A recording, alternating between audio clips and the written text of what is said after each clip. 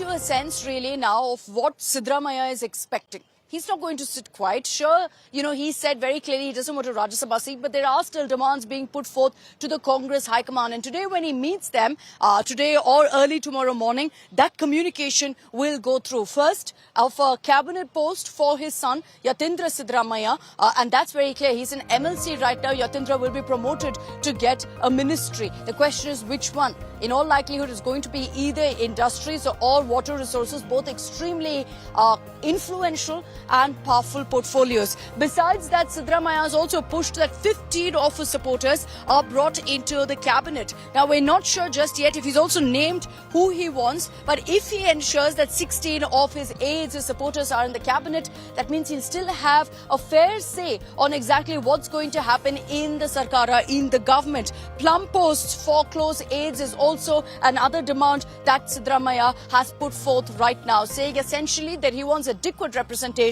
And Sagai, I'm just going to quickly bring you in on that.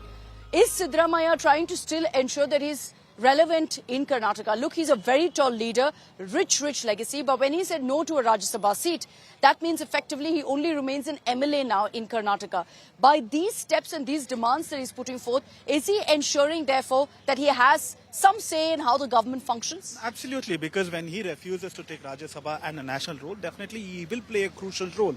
And you have to use his expertise, whether it is finance or water resource or administration. He is one of the tallest leaders who have all the experience. And as you rightly point out, probably he will be monitoring how the government is functioning. And it is like a checkmate for DK Shivkumar. Ensure that you're doing the administration properly, or else there is a person who is going to monitor you. He might be another watchdog for him, because more than the BJP, you need to keep an eye on Siddaramaiah, because internal rivals. Of course, that is, see, handling external politics is easy. Handling internal politics is a big task. And if you talk to any of the leaders, they'll be saying that everything is good between us. But when you have a cup of tea off the camera, you will understand what they have to speak about the other person.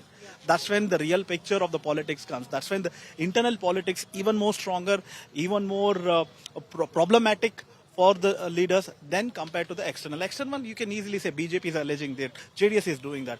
But how are you going to handle the internal politics? If you are a winner out of this, then you become a chief minister of Karnataka. And that's what DK Shivkumar has clearly managed to do. Let's listen into what Sidramaya said today in what was considered to be his farewell press conference. He spoke of the accomplishments, but also highlighted why he's resigned. As we told you on India Today, it was a result of the High Command communicating to him that it's time for DK Shivkumar. ನಾನು ಮುಖ್ಯಮಂತ್ರಿ ಸ್ಥಾನಕ್ಕೆ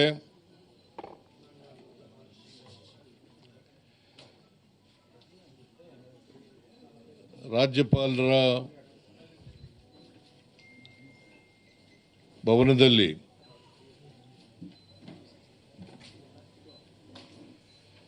ರಾಜೀನಾಮೆಯನ್ನು ಸಲ್ಲಿಸಿದ್ದೇನೆ. ಮೊದಲಿನಿಂದಲೂ ಹೇಳ್ತಿದ್ದೆ, ಅನೇಕ ಸಾರಿ ಹೇಳಿದ್ದೀನಿ ಮಾಧ್ಯಮದವರು ಮುಂದೆ ಮತ್ತು ಹೊರಗಡೆ. ಹೈಕಮಾಂಡ್ನವರು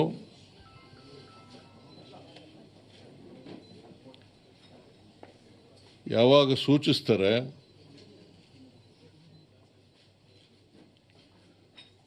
ಆವಾಗ ರಾಜೀನಾಮೆಯನ್ನು ಕೊಡ್ತೇನೆ ಅಂತ ಹೇಳಿದ್ದೆ. ಅದರ ಪ್ರಕಾರ ಮೊನ್ನೆ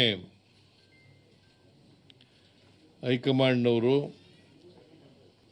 ರಾಜೀನಾಮೆ ಕೊಡಿ ಅಂತ ಹೇಳಿದ ಮೇಲೆ ನಾನು ನಾಳಿದ್ದು ರಾಜೀನಾಮೆ ಕೊಡ್ತೀನಿ ಅಂತ ಹೇಳಿದೆ. ಅಂದರೆ ಒಂದು